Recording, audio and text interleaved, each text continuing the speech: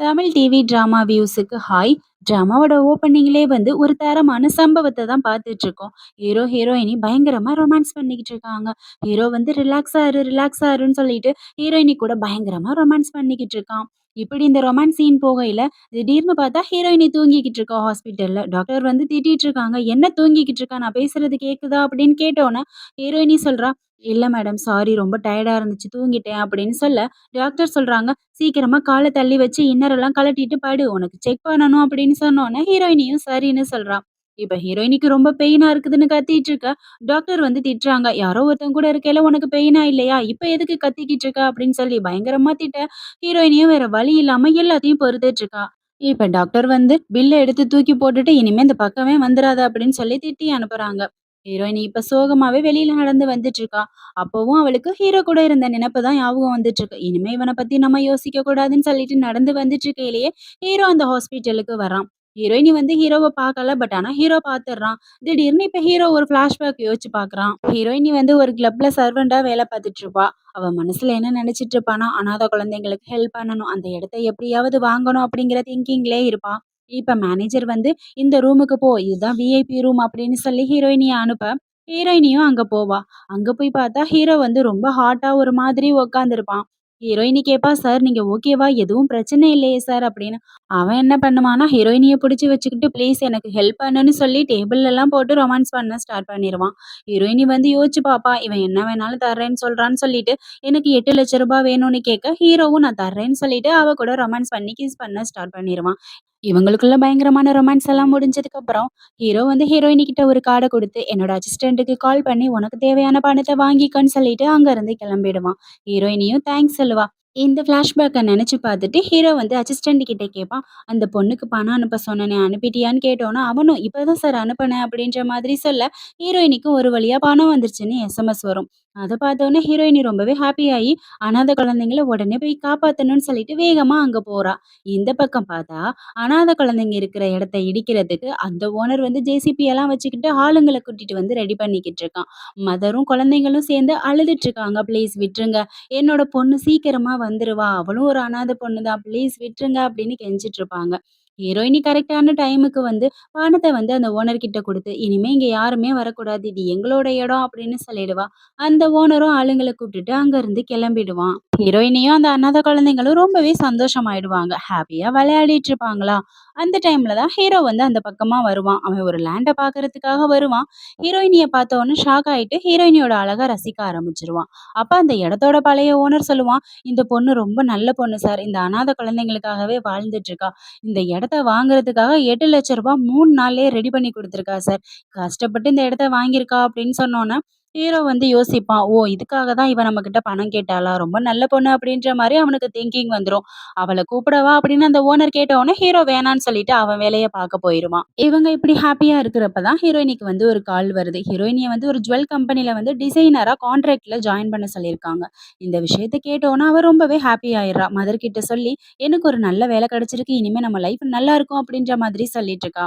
ஒரு வழியா ஹீரோயினி வந்து இப்ப அந்த கம்பெனில வந்து ஜாயின் பண்ணிடுறா. அவளுக்கு வந்து ட்ரெய்னிங் குடுத்துட்டு இருக்காங்களா, பார்த்தா அது ஹீரோவோட கம்பெனி தான். ஹீரோ வந்து அங்க மாஸா நடந்து வந்துட்டு ஒவ்வொரு ஆளா பார்த்துட்டு இருக்கையில ஹீரோயினி இருக்கிறத பார்த்துடுறான். "இவ எதுக்கு இங்க வந்திருக்கா?" அப்படின்னு சொல்லிட்டு ஏதாவது கேட்கணுமே அப்படின்றதுக்காக ஹீரோயினி கிட்ட பேசுறதுக்காக ஒரு கொஸ்டின் கேட்பான்.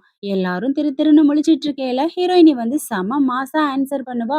ஹீரோவே இப்படி இவ ஆன்சர் பண்ணுவா அப்படிங்கிறத எக்ஸ்பெக்ட் பண்ணியிருக்க மாட்டான். ஹீரோ வெரி குட் அப்படின்னு சொல்லிட்டு அங்கருந்து கிளம்பிடுவான்.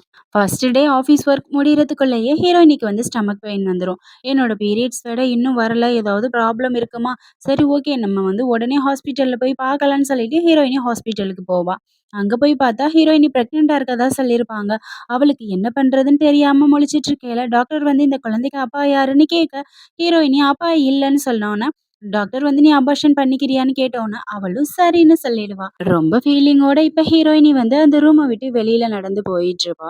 அந்த டைம்ல ஹீரோ வந்து ஹீரோயினி போறத பார்த்துட்டு, "பிரெக்னன்ட்டா இருக்கவங்க செக் பண்ற இடத்துக்கு இவ எதுக்கு வந்தா?" அப்படின்னு சொல்லிட்டு அந்த டாக்டர போயிட்டு பார்க்குறான்.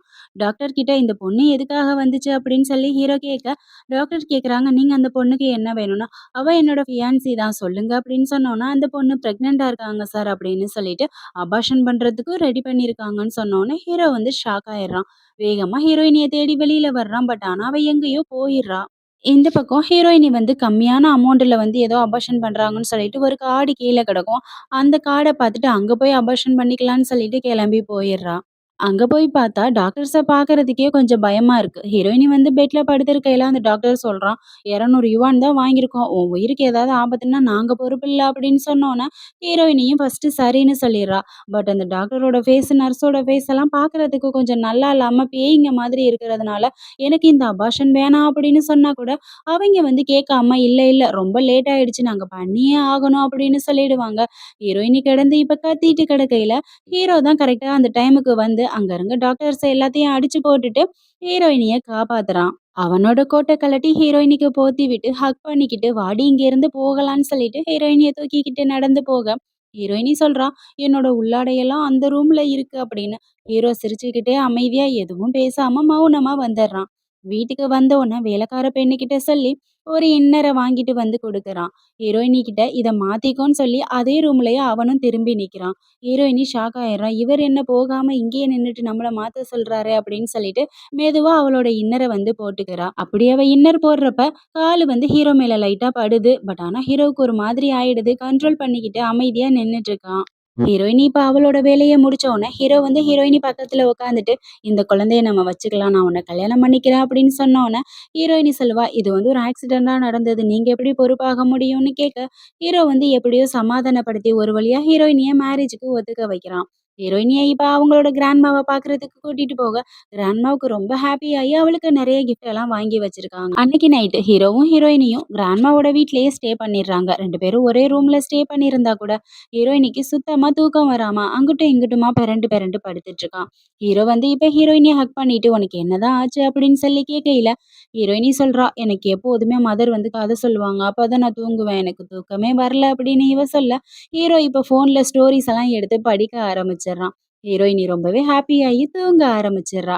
மறுநாள் காலையில ஹீரோ வந்து ஹீரோயினிய ஆஃபீஸ்ல ட்ராப் பண்றதுக்காக கார்ல கூட்டிட்டு போகையில, ஒரு கிஃப்ட் ஒண்ணு பிரேஸ்லெட் குடுக்குறான். அத ரொம்ப நல்லா இருக்குன்னு வாங்கி போட்டுக்கிட்டு, "இதெல்லாம் குடுக்குறது ஓகே. கார வந்து முதல்ல நிறுத்துங்க" அப்படின்னு சொன்னோனே, ஹீரோ வந்து ஏன்னு கேட்குறான். "நம்மளோட மேரேஜ் வந்து சீக்ரெட்டா இருக்கட்டும். யாருக்கும் தெரிய வேணாம்" அப்படின்னு சொல்லிட்டு அங்கருந்து அவ கிளம்பிர்றா. ஆனா ஹீரோவுக்கு மனசே வராது. ஹீரோயினி மேல அவ்ளோ லவ் வச்சிருப்பான். இப்ப நம்ம டிராமாவோட வில்லி தான் அங்க வர்றா. ஹீரோவ பார்க்கறதுக்காக தான் வந்திருக்கா. அவ தான் ஹீரோவோட சின்ன வயசு ஃப்ரெண்டா இருப்பா.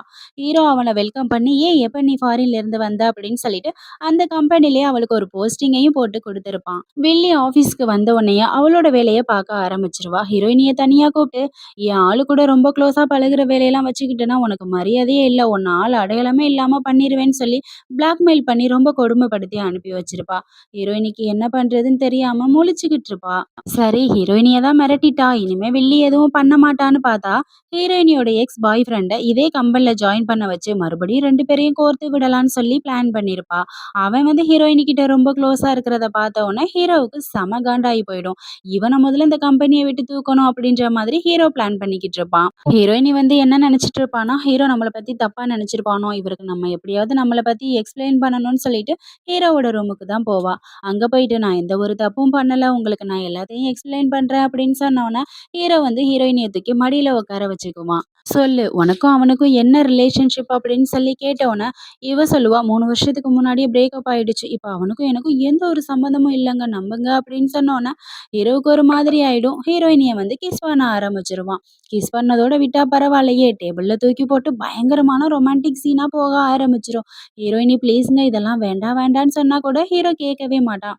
ஒரு ஸ்டேஜுக்கு அப்புறம் அவனே ஹீரோயினிய கீழ இறக்கி விட்டு, "சாரி, சாரி. Okay fine. நீ ஃபர்ஸ்ட்டு நல்லா சாப்பிட்டுட்டு ரெஸ்ட் எடுன்னு" சொல்லி ஃபுட் ஆர்டர் பண்ணி ஹீரோயினிய சாப்பிட வச்சுட்டு, அவன் அவனோட ஒர்க்க பார்க்க ஆரம்பிச்சுருவான். ஹீரோயினி சாப்பிட்டு முடிச்சுட்டு ஹீரோவோட ரூம விட்டு வெளியில வரையில வில்லி வந்து பார்த்துருவா. அவளோட கழுத்துல கிஸ் மார்க் இருக்கு. அப்ப இவங்க 2 பேருக்குள்ள ஏதோ இருக்கு. இவள பழி வாங்கணும் அப்படின்ற மாதிரி பிளான் பண்ணிடுவா. இப்ப இருக்கிற ஃபைல் எல்லாத்தையுமே எடுத்து குடுத்து, "இன்னைக்கு நைட்டுக்குள்ள இந்த ஃபைல் எல்லாம் முடிச்சு நாளைக்கு சப்மிட் பண்ணு" அப்படின்னு பனிஷ்மென்ட் மாதிரி குடுத்துருவா. ஹீரோயினிக்கு வேற வழி இல்லாம நைட்டும் பகலுமா உட்காந்து வேலை பார்த்துட்டு இருப்பா.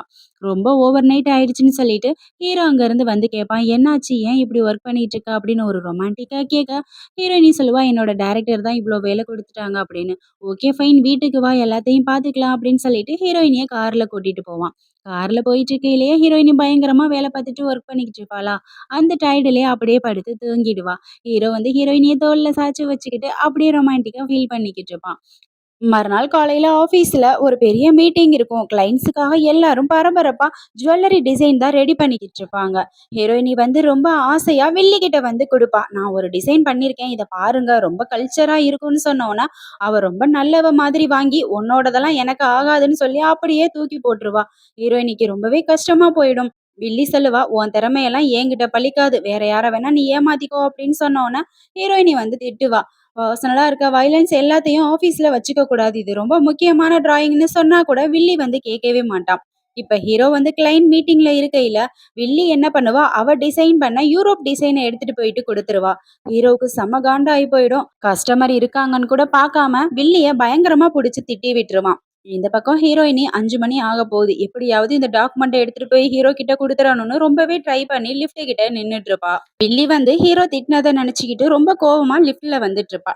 வில்லிய பார்த்த உடனே ஹீரோயினி இந்த ஃபைலை எடுத்துட்டு போயிட்டு சார் கிட்ட கொடுங்கன்னு சொல்லி கெஞ்சுவா. பட் அவ என்ன பண்ணுவா, உன்னோட பாஜால என்கிட்ட பள்ளிக்காதுன்னு சொல்லி ஹீரோயினிய பிடிச்சி கீழே தள்ளி விட்டுட்டு அங்க இருந்து போயிடுவா.